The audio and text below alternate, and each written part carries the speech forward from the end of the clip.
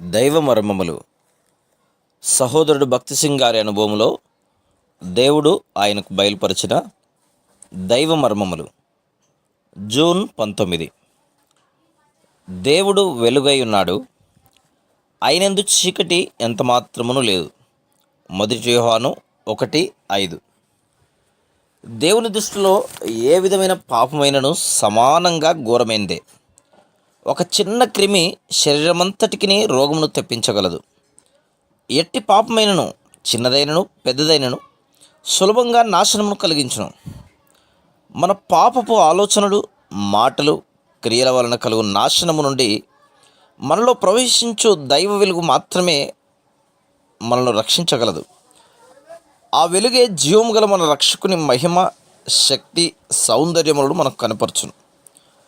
మనుషులైతే మనల్ని అవమానపరచుటకే మన పాపములను బయటపెట్టుదురు, కానీ దేవుని వెలుగు మన పాపములను క్షమించి కడుగుటకే మన పాపములను బయటపెట్టును.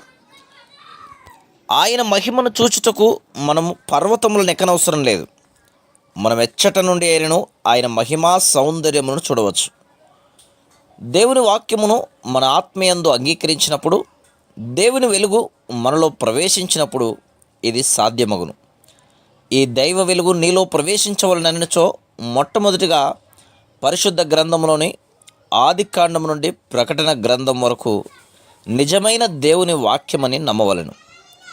మనం చదువు కొన్ని భాగములు మనకు అర్థం కాకపోయినను అది దేవుని వాక్యమే. దేవుని వాక్యం ఎన్నడూ మారదు. మానవులు తమ సొంత జ్ఞానంతో రాసిన గ్రంథం కాదిది. పరిశుద్ధులైన ప్రజలు పరిశుద్ధాత్మచే ప్రేరేపించబడి రాసిన గ్రంథం ఇది. దేవుని వాక్యమును భయభక్తులతోనూ విశ్వాసంతోనూ చదువు. ప్రతి అడుగున దేవా, నీ వాక్యం ద్వారా నాతో మాట్లాడుము అని ప్రార్థించుము. ఈ విధంగా నీవు దేవుని స్వరమును వినుటకు నేర్చుకొనెదవు. Praise the lord.